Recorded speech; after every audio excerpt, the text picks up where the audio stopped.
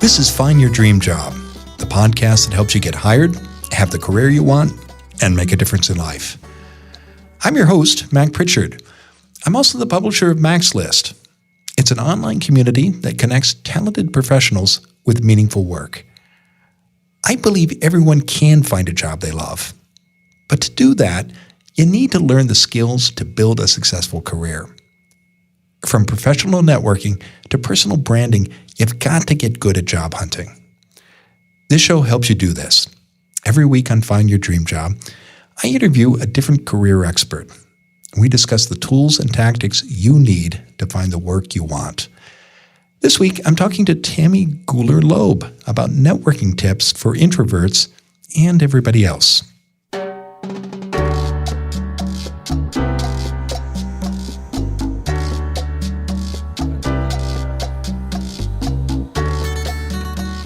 Tammy Gooler Loeb is a career and executive coach and an expert in networking. Tammy says good networking, for introverts and everybody else, starts by paying attention to mindset. In our conversation today, she encourages you to think about how you see and experience networking. Too many job seekers, says Tammy, believe networking means attending big events and shaking hand after hand. Instead, Tammy tells me in today's interview, you should look at networking as research. It's about collecting information for your job search. And there are many ways you can do this. Tammy recommends you stick to interactions in which you're most comfortable. So if you're an introvert who doesn't enjoy big crowds, find small events. And remember, says Tammy, networking can happen anywhere, anytime, while shopping at the grocery store, walking your dog, or talking with others online. Want to learn more? Listen in now at the Mac's List studio as I interview Tammy Gooler Loeb.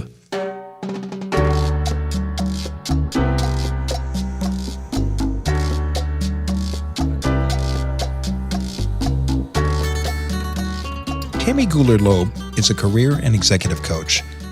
She is passionate about helping people find professional meaning and satisfaction. Tammy is also a trainer, facilitator, and speaker. She focuses on job search strategies, workplace communication, and leadership development. She joins us today from Newton, Massachusetts. Tammy, thanks for being on the show. Thanks for having me, Mac. Yeah. Well, it's a pleasure. And this is a topic, our subject this week, networking, that we come back to a lot on Mac's List and this podcast, but we're focusing in particular on networking for introverts and everybody else. And so I know in your work and in our conversations, you've made the point that mindset makes a huge difference among successful networkers, Tammy. Tell us more about that. What do you mean by mindset?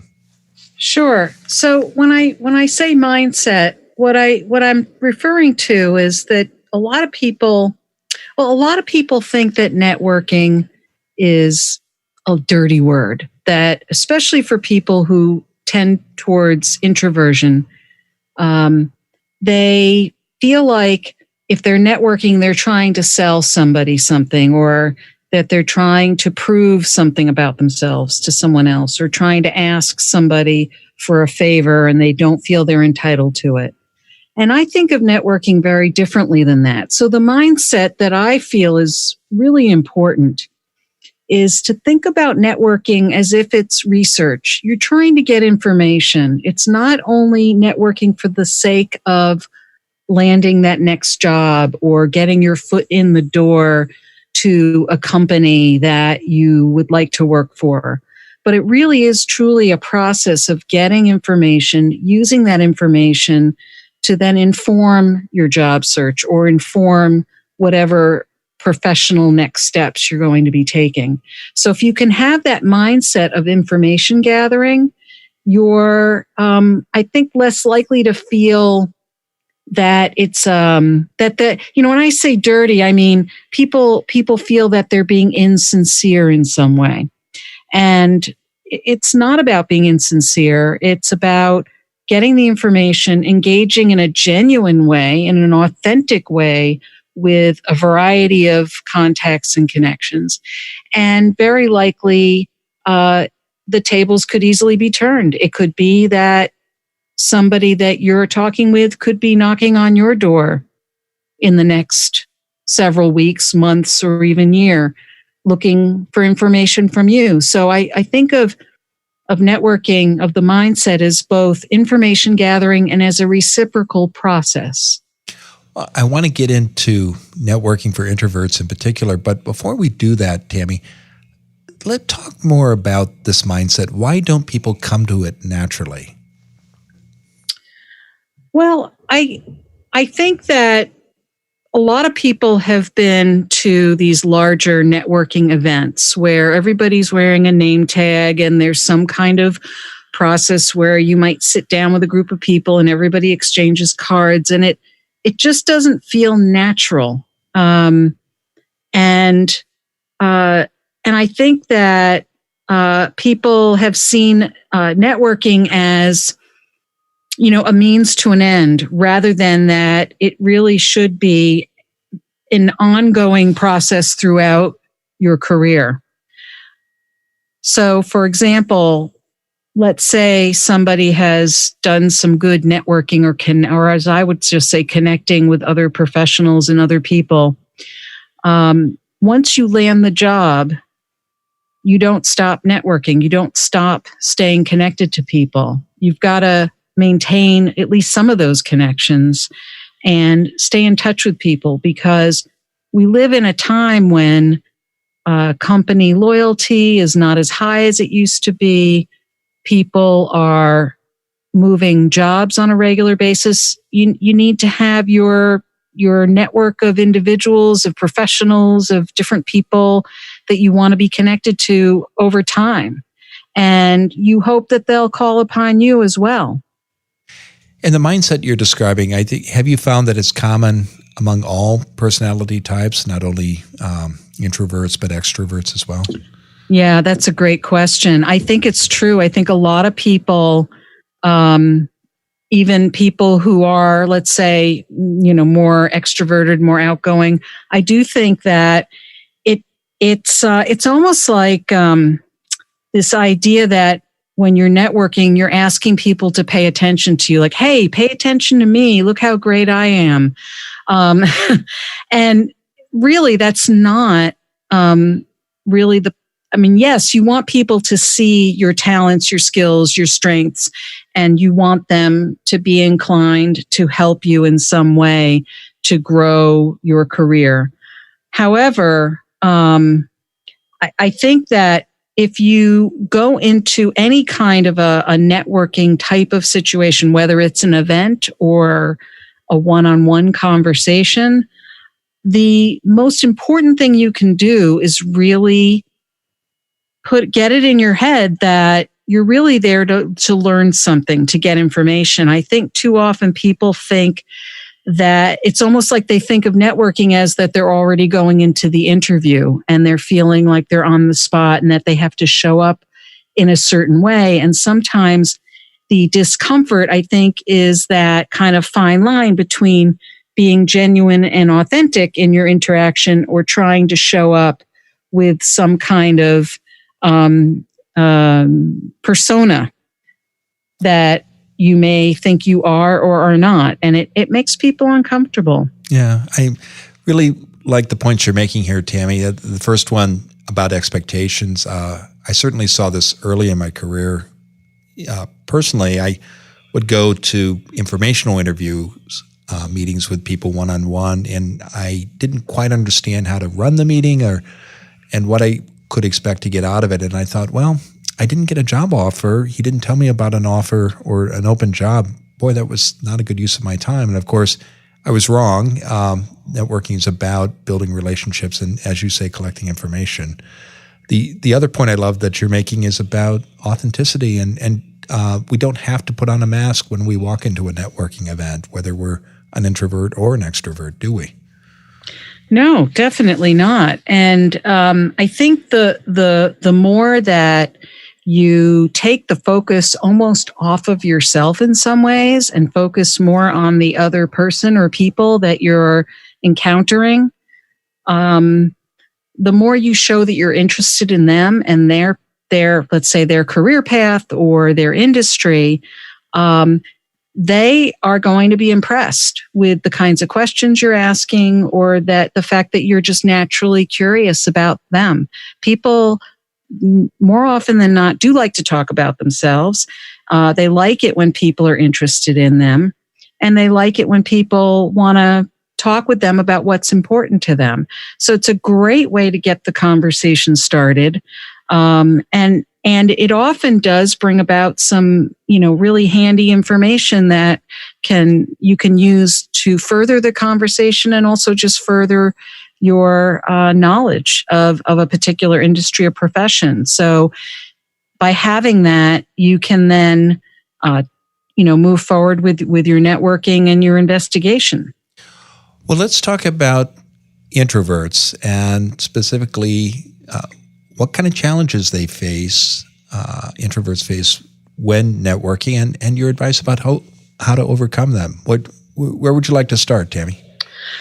Well, I think I would start with thinking about networking events, because I think when people talk about networking, and especially introverts, maybe it's a networking event, maybe it's a conference where you have the opportunity to interact with a number of professionals whose interests or role are comparable to yours. So it's still a large event. And I find that not all, but many introverts would prefer smaller group interactions, even one-on-one interactions. One thing that's true of many introverts, and I don't want to globalize this to all introverts, because I think there's a sort of a continuum between introversion and extroversion. But I think for the most part, most introverts would agree with this, that they're not big on small talk. They don't really like that sort of shake your hand, say hello, and talk about the weather. So I always recommend my clients who are introverts, I recommend that they reach out to people one-on-one and focus on more individual kinds of conversations. And, if they happen to be going to a professional conference, we talk about additional strategies they can employ that would at least put them closer to their comfort zone. I think also, we live in a culture here in the US where everyone, says, well, you should put yourself out there and make yourself known. And, when you go to a big event, don't be a wallflower. So there's a lot of almost shaming around what some introverts might feel more comfortable doing. And the fact of the matter is that most introverts are actually very social people, but they also need downtime, quiet time, and more individual connections with people. So my advice is to do things within your comfort zone, but also make sure that you are making the kinds of connections and relationships that will really help you to grow and move yourself forward. I'm glad you've made those broader points about introversion. It's a personality style, and introverts, they get energy in different ways, but one style isn't better than the other. It's just different. I do want to take a moment. We're going to take a break, Tammy, but when we come back, I want to dig into some practical tips for networking for introverts, particularly the large conference. You touched on that, but if a listener is going to some regional or national event and they're going to be 500 to 1,000 people there, how can they get the most out of that? So hold that thought. We'll be back in just a moment. If I say the word networking, you probably think of an event, like a conference, a mixer, or a happy hour. But whether you're an introvert or a glad-hander, networking happens online too. Social accounts like LinkedIn let you connect with colleagues, classmates, and the leaders in your field. And that makes it easy for people to find you. You can also use your social channels as publishing platforms. Maybe you pass along a news article, or you repost a blog you wrote for your employer. As you add your professional connections and share your knowledge, you build relationships. And that's when employers think of you when jobs open up. Sounds simple, right? Well, of course, nothing worthwhile is ever easy. That's why we created our 3-part video course, How to Wow and Woo Employers Online. In this free online class, I show you how to make the most of social media in your job search. Get your copy today. Go to maxlist.org/wow. You'll learn why employers check you out online, how to position yourself as an industry leader, and what to do about those unfortunate college photos a long-forgotten classmate recently posted on Facebook. Download this free 3-part class now. Go to maxlist.org/wow. Again, that's maxlist.org/wow. Now let's get back to the show.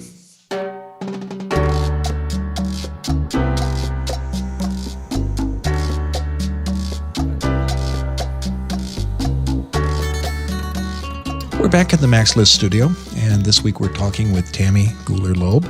She's a career and executive coach and an expert in networking. So, Tammy, when we stopped before the break, we were talking about what an introvert might do if she or he is getting ready to go to a big regional or national conference. How can they get the most out of an event like that? What are your practical tips? Yeah, that's a great question. A couple of things. Prepare ahead of time. So if you have, for example, the opportunity to see a list of the people who will be attending the conference, you may want to identify a few individuals who you really would like to connect with or have a conversation with. If possible, you could even email them ahead of time and say, I'm also going to be at this conference, would love to grab a cup of coffee with you, or at least, have a chance to say hello. I hope we'll have a chance to see each other. In some cases, you may even actually make, a regular, an appointment to meet up with somebody. So I think it's helpful to plan ahead. So that's one way of planning ahead. Another way to plan ahead is to think about some strategies that you might employ in different situations. So, for example, there's always some, sort of dead time in between sessions where people are hanging around in the hallways. Maybe they're having small conversations. They haven't walked into the actual room yet, let's say, for a breakout session. So I think sometimes you can maybe be the first person in the room for the breakout session. And as people walk in, not that you'd be a greeter necessarily, but you might find an individual or two who walks in, and you can say, oh, well, what, to approach them and say, oh, what brought you to this session? What interested you about it? So have some opening lines, let's say, sincere lines, of course, but have some opening lines of how you might approach somebody who's walked into a session that you plan on going to. You might ask them, oh, are you familiar with the speaker for this session, or what drew you to this particular session? So that's one thing. You may be wandering around out in the hallway outside the room. You may, maybe there's people just waiting to go in. You may both be standing, waiting to go in, and you can start a conversation, but make it meaningful. So I think those are some good ways. I also think that as you meet people, to maybe even make a lunch date with them. Maybe the conference is several days long, and you can say, oh, I'm planning on having lunch, tomorrow at such and such a spot. Let's get together and talk some more. So it does require putting yourself out there to some extent, but I'd like to think that it's in a planful and meaningful way, as opposed to just, shaking hands and reading somebody's name tag to say hello to them. Another great way, I think, to meet people who may be helpful is in the larger areas of the conference where there may be vendors and other people there who are showcasing their services or their products. And there's lots of reasons why you might be interested in talking with some of those people. Yes, they're there to try to engage you and sell you something, but at the same time, you probably can get into a little bit of a deeper conversation with them about the industry or about particular functions within the industry that could be useful to you. And they may be able to share some resources with you that would be helpful as well. So I think having a plan and, engaging people one-on-one, those are important. The other thing that's important is, for example, let's say you walk into a big ballroom and there's lots of people sitting at tables. Find a table where there's only one other person sitting there. They're already alone, and join them for lunch. So I love that idea because nobody, I think all of us are a little uncomfortable sitting by ourselves. And I think everybody feels a sense of relief when someone joins them and starts up a conversation, don't they? Yeah, I think so. I think the worst thing you can do is be a wallflower. Don't gravitate towards those people in the corners. Gravitate towards, it could be an individual at a table, or if you're in a like a stand-up cocktail, party type of situation, look for the openings. So there are some groups where people are standing in a more closed group, a circular group, and then there are those people who may be standing more in kind of a U-shaped group. It's a great opportunity to just sort of step in and, stand in that open space and just say hello. Most people are going to be very welcoming to that. I don't think you have to think of anything in particular or particularly clever to say, but you have to find sort of the right body language to step into, let's say, a small group conversation. I like your suggestions too about having a few conversation starters at the hand or ready at hand, because having those questions, why did you come to the conference, or how many years have you come, or have you traveled far? It just, as you say, most people enjoy talking about themselves, and you just need to sort of prime the pump. Yeah, finding out what brought you here today, or what are you hoping to get out of this conference? Those kinds of things. You show an interest in the other person, and then you learn something about them, and there's usually kind of a natural follow-up question from there. So I think, again, what we were talking about originally about networking being information gathering, again, you're being inquisitive and curious more about the other person. It takes the focus off yourself, and it can ease that sort of general discomfort that some people have going to these kinds of conferences and large group forums. Well, Tammy, our show focuses on job hunting and practical advice. We've talked about the mindset that people should have when networking, and some general advice for how to operate at a conference, particularly for introverts. What other practical tips do you have, again, for introverts, but everybody else who are to use networking to help with a specific job search? What are some of your best pieces of advice? So in a general way, I think that most people, when they think about networking as part of their job search, they first think that the primary people they need to connect with are in their industry or have some alignment with their functional role. And I suggest that they open up their network much wider than that. And what does that look like? Your next door neighbor. Okay. It could be your next door neighbor. It could be a cousin who lives halfway around the country. So in terms of thinking about networking, cast the net a lot wider. Talk to people, not just because you want to talk to them because they may have some knowledge about your industry or your interests, but we all know those people out there who seem to know everybody.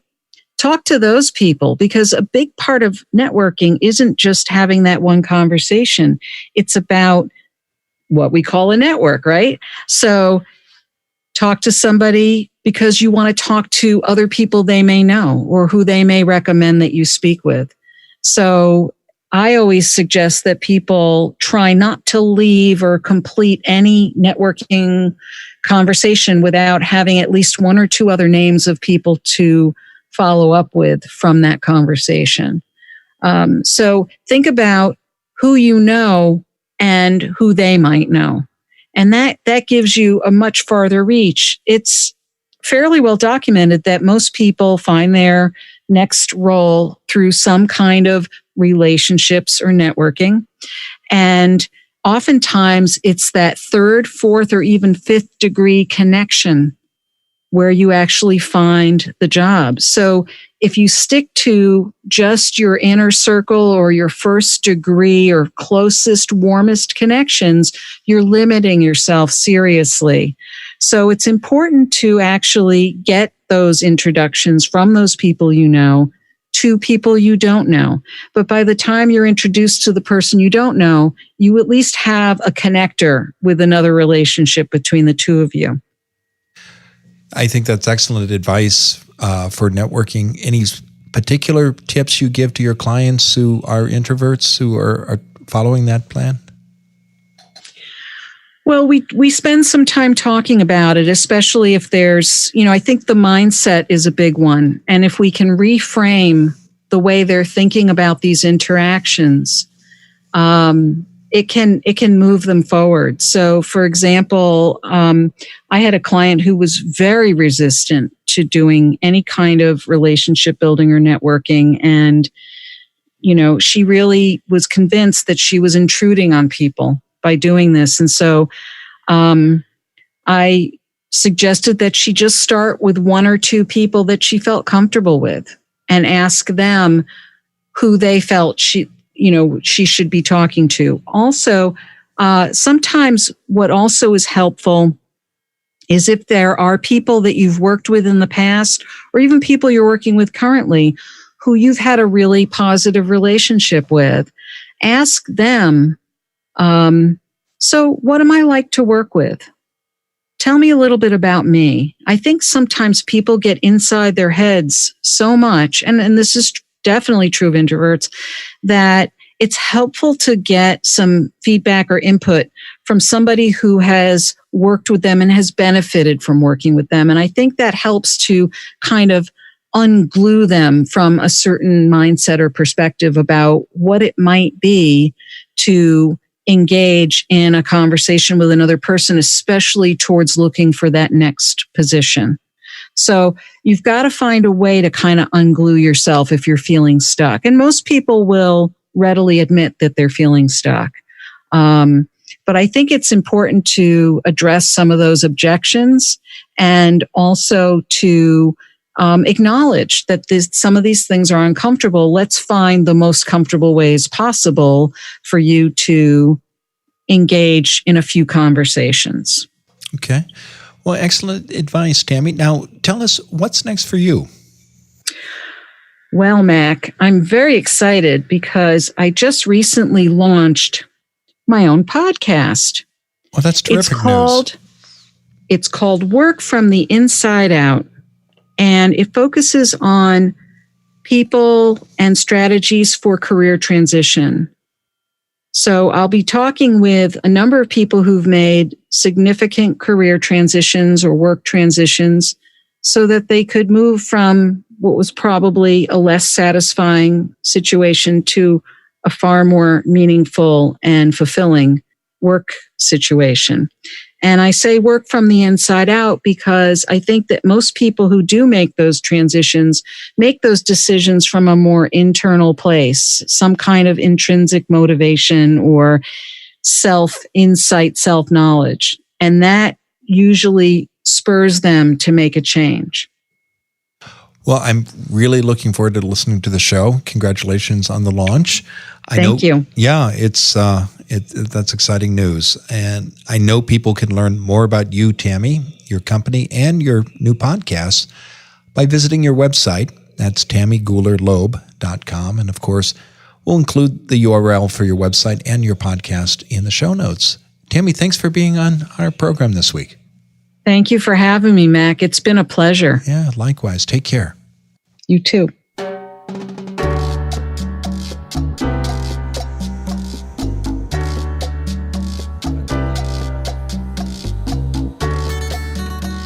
I think the most important point I took away from my conversation with Tammy was about mindset.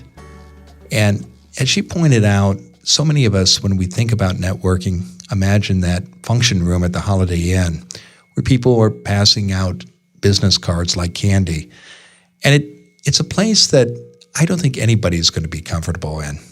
Instead, if, as Tammy encourages us, we think about networking as relationships and being of service to others and doing the research that we need to move ahead in our career, it becomes much more comfortable and much more effective. Now, much of the networking that she talked about happened in person, but it also happens online. And that's why we have a course. It's called How to Wow and Woo Employers Online. You can get your copy today. It's free. It's at maxlist.org/wow, and I hope you'll take a moment to download it. In the meantime, thank you for listening to today's episode of Find Your Dream Job. And please join us next Wednesday. Our guest will be Bev Jones. She's the host of the Jazzed About Work podcast. Until next time, thanks for letting us help you find your dream job.